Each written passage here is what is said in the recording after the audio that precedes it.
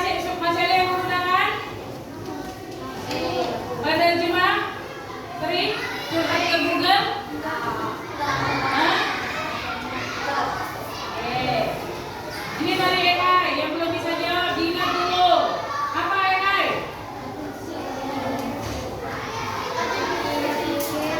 Kecerdasan yang dibuat yang dibuat untuk melakukan pekerjaan sama seperti manusia. Komputer yang bisa melakukan tugas-tugas sama seperti manusia. Ya. Oke, kemarin sudah kita belajar di pendidikan nih. Kita pakai nggak kemarin? Translate. Pakai apa kemarin kita belajar PDF? Waktu COVID dapat nggak? Kalian masih dapat COVID nggak? Nah, belajar pakai apa waktu COVID? Zoom, telepon, ya kan? Ini di dalam kesehatan, bantu dokter, ya mengingatkan apa ini? Mengingatkan minum obat atau detak jantung. Jadi ada semacam alarm atau robot yang mengingatkan pasien untuk segera minum. Kalau di luar negeri sudah ada itu. Jadi kalau obatnya sudah habis infusnya, kalau di sini kayaknya di Indonesia belum. Kalau di Indonesia infusnya habis, mamanya bangun panggil dokter kan. Kalau di luar negeri, kalau infusnya habis, alarmnya berbunyi sehingga nggak membangunkan siapapun, tapi dia berbunyi, dia panggil perawat untuk segera mengganti. Mengingatkan bahwa waktunya pasien sudah harus minum obat. Nah, itu sudah di luar negeri sudah ada. Kalau di Indonesia mungkin belum. Nih, pakai ini kemarin sudah kan? Ya, pakai filter wajah. Ya, cewek-cewek ini sering pakai, mukanya dikasih muka anjing, muka boneka. Sering pakai? Nah, kalau di rumah ada yang sudah pakai vakum, robot yang nyapu? Belum ya. Kalau di luar negeri, karena mereka di luar negeri nggak punya pembantu. Jadi yang mengerjakan itu cuci piring pakai mesin, cuci baju pakai mesin, nyapu rumah pakai mesin, potong rumput pakai mesin. Ya, jadi semua serba ini, serba mesin yang dikerjakan oleh AI, dikendalikan oleh AI. Nanti matikan lampu, hidupin lampu, tutup jendela, matikan AC kalau lupa, matikan kompor kalau lupa, semuanya serba AI. Oke, ini manfaatnya bisa mempermudah kita kan? Ya, orang malas akan semakin malas. Karena dipermudah dengan ini kan? Kalian belajar. Kalau ada PR, nanyanya ke siapa? Ya, nanya ke mama lagi kan? Nanyanya kemana? PA, nanyanya ke HP. Ya kan? Terus membantu. Sekarang orang yang nggak bisa jalan pun bisa belajar kan? Orang yang telinganya gangguan, dia bisa pakai apa? Mata. Ya, dikasih gerak-gerak. Orang yang nggak bisa melihat, pakai huruf apa? Dulu huruf braille. Sekarang bisa mendengar. Ya, bisa sangat membantu. Membantu kita belajar nggak? Membantu kalian belajar nggak? Ini tadi yang bilang nih. Kalau dikasih PR, PR-nya pasti dikerjakan oleh AI. Iya atau tidak? Menghemat waktu dan biaya kan? Sekarang tak perlu lagi belanja ke toko ke Jakarta. Cukup apa? Dari apa? Dari HP. Ya kan, banyak kan? Tinggal kalau nanti uangnya dari mana? Kasih uangnya. Bisa dari dana, dari apa lagi? Ada. Siapa yang sudah pernah memesan barang dari online shop? Ada yang pernah pesan barang dari online shop? Pakai uang siapa? Pakai uangnya apa? COD? COD? COD apa bayar? Maksudnya bayar pakai rekening atau COD?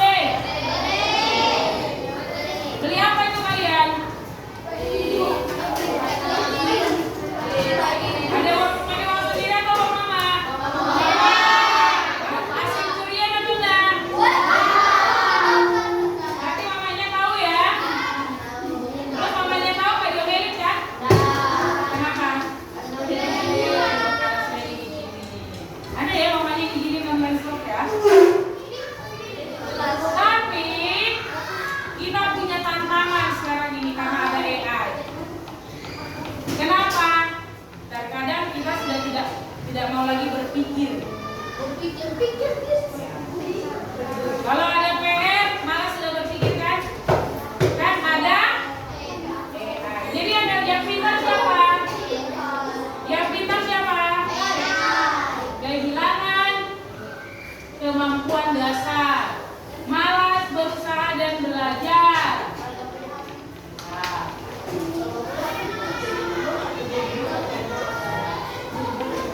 Malah kalau kayak pegang HP sebenarnya jadi lebih pintar.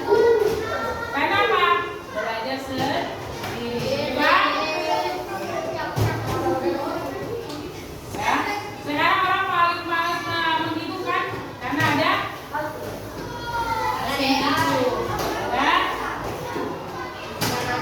lihat. Masalah yang kedua. Tadi masalahnya yang pertama apa? Ketergantungan kan? Yang kedua, masalah keamanan. Kalian kalau mau pakai AI pakai akun kan? Kalau mau belanja online shop pakai akun? Maka ada resiko AI mengumpulkan data pribadi. AI itu mengumpulkan data pribadi yang kita isi di akun. Karena setiap bikin akun ada data pribadi kan?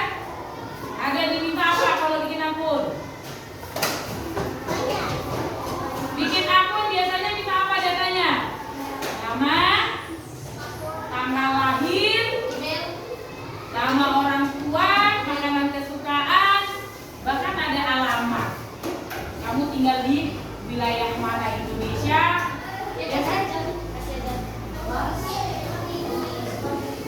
Oke, resiko bocor informasi.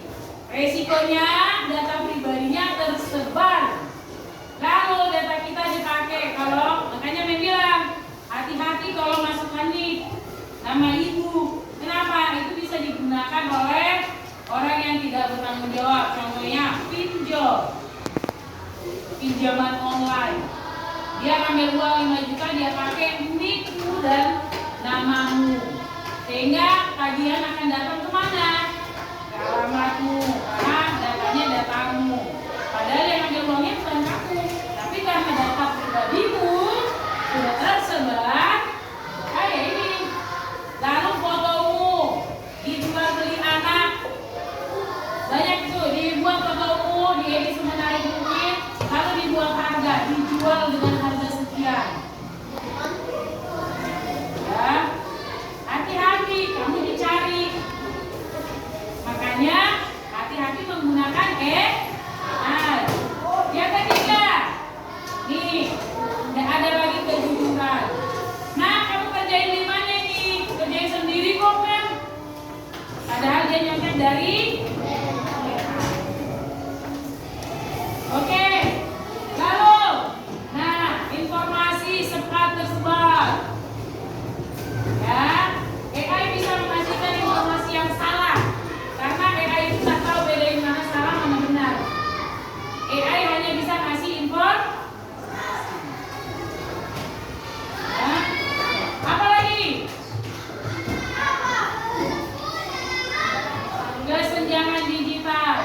Kamu yang sudah terbiasa pakai digital enak, bisa gampang kan melacak. Tapi coba kamu lihat orang yang nggak tahu digital, maka dia akan semakin ketinggalan.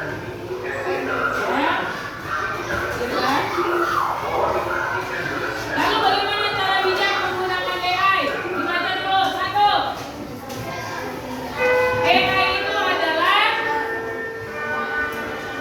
AI itu membantu belajar, bukan menggantikan usaha belajar. AI itu hanya membantu, bukan menggantikan kamu. Yang kedua, tetap gunakan apa yang dihasilkan AI itu benar nggak ini ya? Dipakai isi kepalanya untuk mendeteksi benar nggak ini? Jangan bergantung pada AI. Nah, jangan cepat-cepat mengisi sesuatu yang berhubungan dengan internet digital. Nih, privasimu akan tersebar, data-data privasi. Oke, dan gunakan aplikasi yang terpercaya karena di dalam aplikasi itu ada tersembunyi kadang-kadang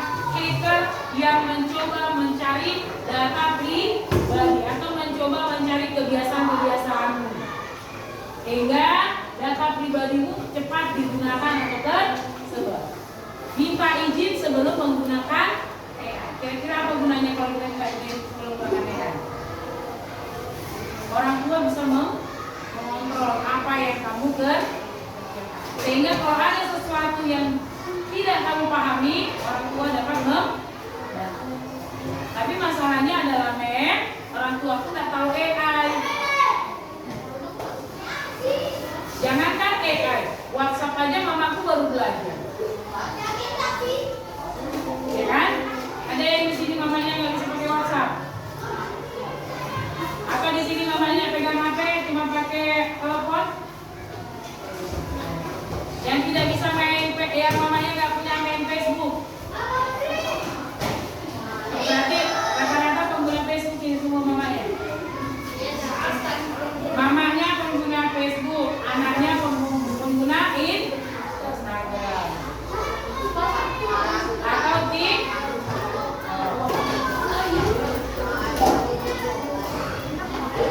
Oke, yang ketiga apa?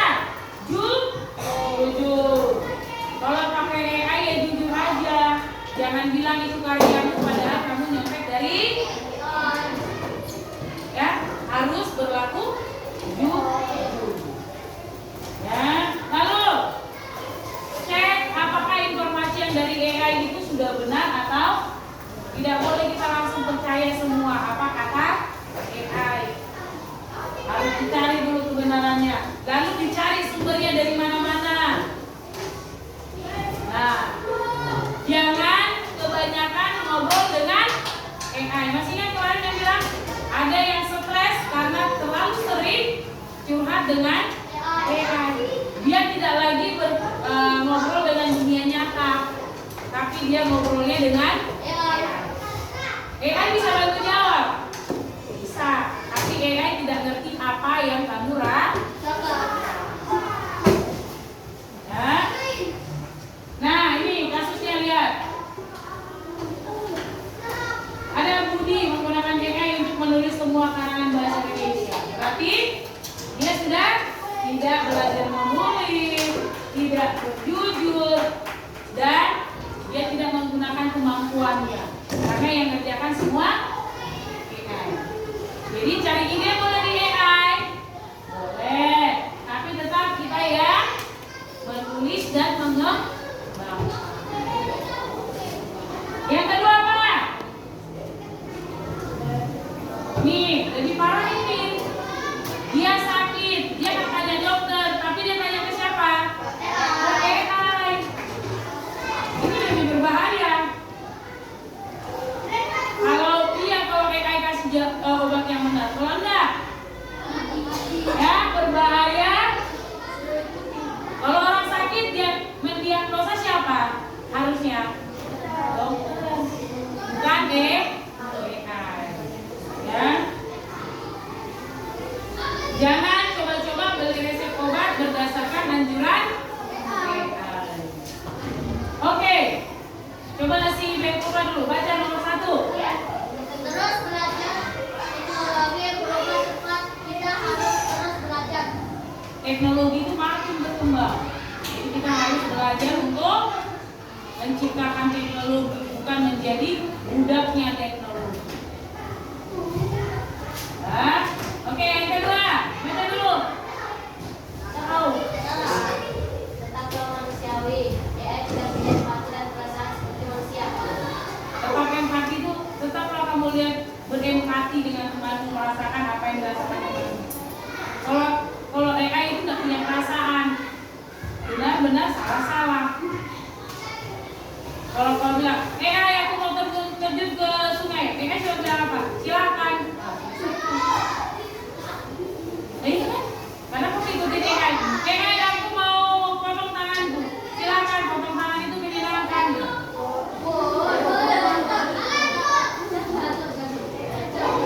Atau paling aja, jangan lakukan itu karena itu bisa membuat berdarah. Tapi AI tahu nggak kamu lagi sedih, lagi senang?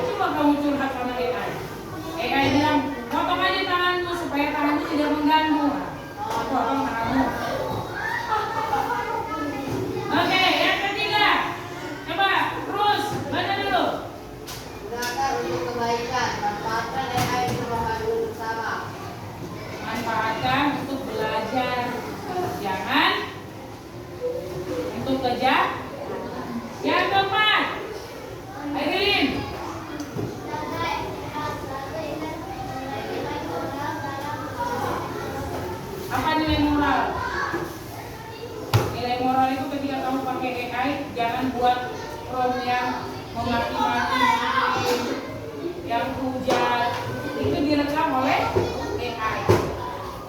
Ya, pakai sopan santun. Oke, sekarang ambil kertasmu. Ambil kertasmu. Oke, ambil kertasmu. Nggak usah dirobek.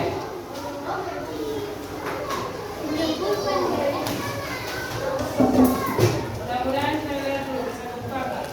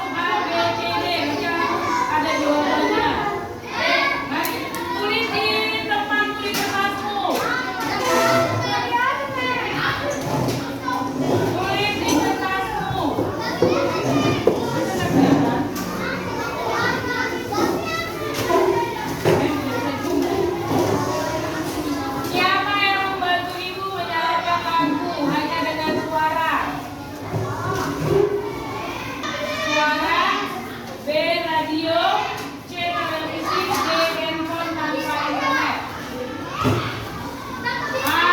Asisten suara seperti Alexa. B. Radio biasa. C. Televisi. D. Handphone tanpa internet. Tidak ada diskusi.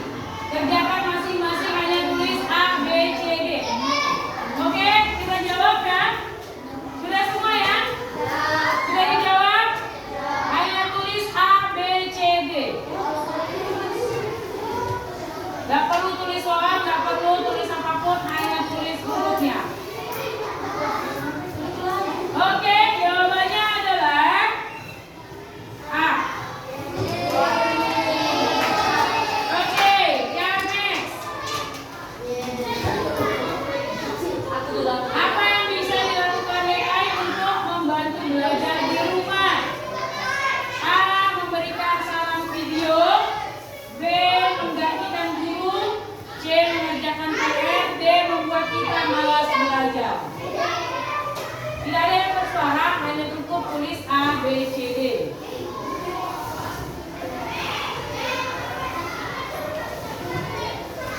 Dan saya nanti lihat kalau banyak coretan nanti dia gonta-ganti jawaban. Tidak jujur. Saya mau jujur. Oke, jawabannya adalah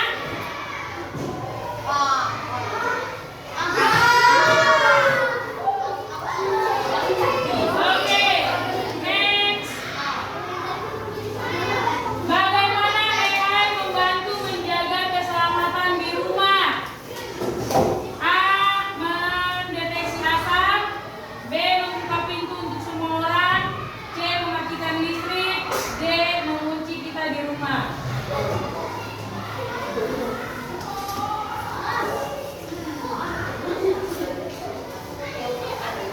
Nanti memang ada linknya untuk mengambil nilainya ya.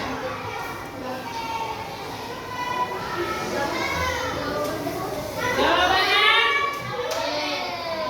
A.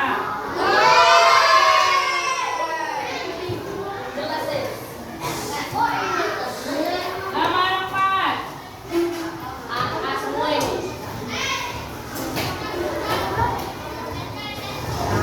Kalau kamu pakai dengan A semua ya nggak apa-apa. Apa manfaat AI terbesar pada mobil pintar? A. Membantu navigasi. B. Membuat mobil terbang. C. Mengganti bensin dengan air. D. Membuat mobil tidak perlu supir sama sekali.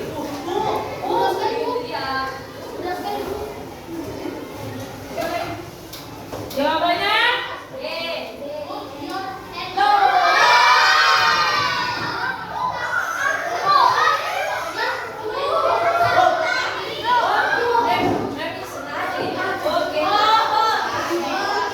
nanti kalau kau bikin A semua ya jawabannya.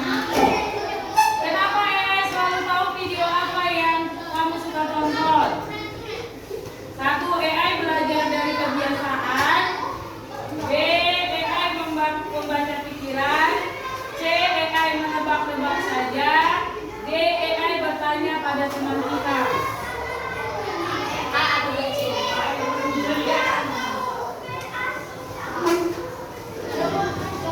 Dan jawabannya adalah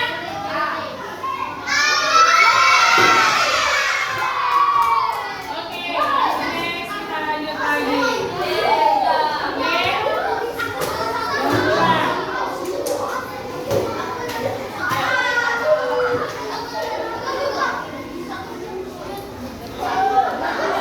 Siapa yang dapat benar semua? Angkat tangan. Yang benar semua angkat tangan. Yang jujur, yang benar semua angkat tangan. Jawab tuh benar semua. Yang Erin siapa? Erin. Erin kan kamu dengan kamu siapa? Daniel. Oh, Daniel dengan Erin. Yang lainnya belajar lagi. Oh, Timothy juga. Berarti minggu depan masih akan ada ujian lagi. Oke. Ayo dibaca dulu kesimpulannya apa? 1, 2, 3.